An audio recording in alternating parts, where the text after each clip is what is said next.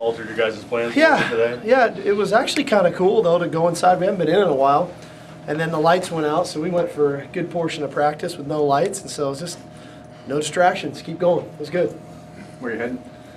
Southern California for a day, and then right back up here. So a lot of work to do. Yeah, big recruiting weekend too. Right? Yeah, These are the type of weeks you guys have to take advantage of. For sure, especially when you get a good win like we had last week, and you have a little momentum on your side. I think that's helpful, and it's a chance for us early on having a bye so early to go see guys play that maybe we're trying to figure out. So we're getting to see that as well. Health-wise, you're okay?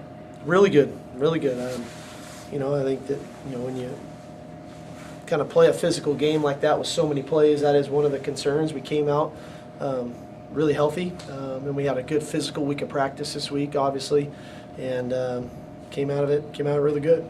So we saw Kohler in pads and a walking boot. we're just trying to get him going, trying to get him motivated and get him going.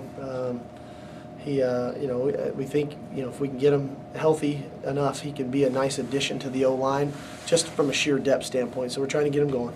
You got most of the game plan installed at this point, or? We essentially have it all in, and that's what we do. Is we treat it typically to the getting ready for Boise, where we took about a week and a half to get prepared. We'll do the same thing here with Illinois. So we've got it in, and then we can come back next week and really fine-tune it. Not an entire weekend off of football for you, right? You got your No, I got a big-time game Saturday, 2:45, the Junior Wolverines. So first game of the year, fired up for it.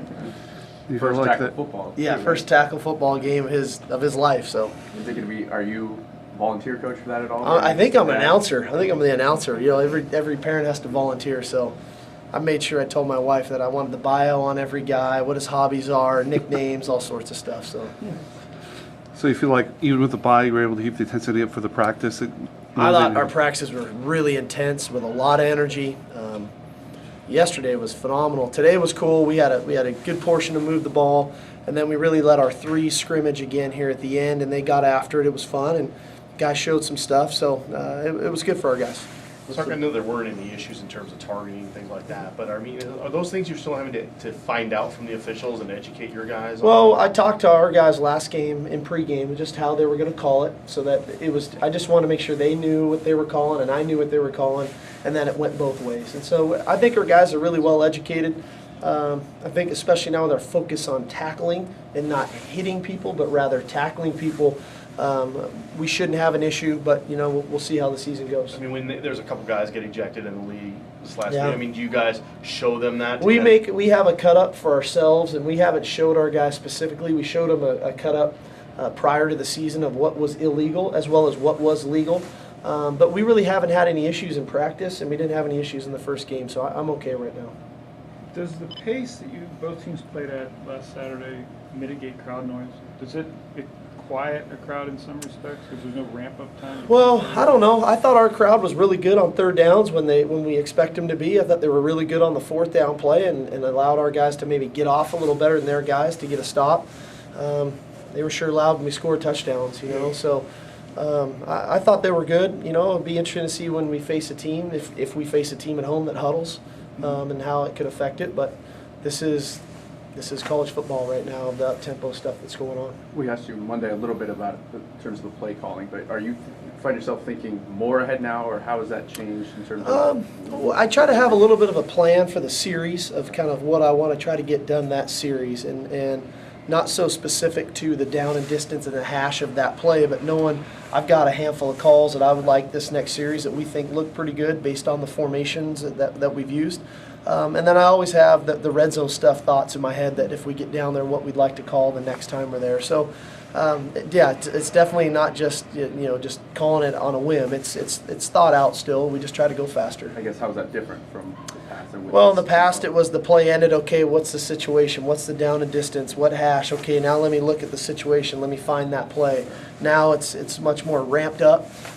It's thought out previously, but we're not as concerned as the down and distance or the hash. We know the calls that we like, and we're just going with them. It turns out, Steve, those third downs the other night were the most we've converted in 4 years. Yeah. Were those scripted, or did you have to go off script on those, or were you just, like you were saying the other day? just No, play? I know, the way the call sheet is set up now, and by studying it all week, I already have an idea of what those third down calls are, and the majority of those are base game plan calls for us, and so it really wasn't very difficult to get to those. There was a few that we went to on some third and longs, but for the most part, those were base game plan type calls that were just in our third down category. So if you go third and long is the only time, or third and very short is the only time you'll go off? Potentially, yeah. Okay. Yeah. There seems to be It was really pretty frustrating. The one of them that we didn't make was the third and one. Of the four we don't make, one of them was the third and one, which was a little disappointing. There seems to be conversations on how to slow down these fast-paced offense yesterday.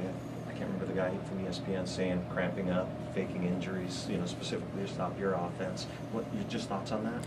Well, I'm a big, you don't want to mess with the football gods type of guy, and there's the integrity of the game, and there's character in which you play the game with. You won't see it from our defense, when we're facing up-tempo teams. There's a right way of doing things. If a guy's injured, he's injured. I understand that. That's part of the game. This is a violent sport.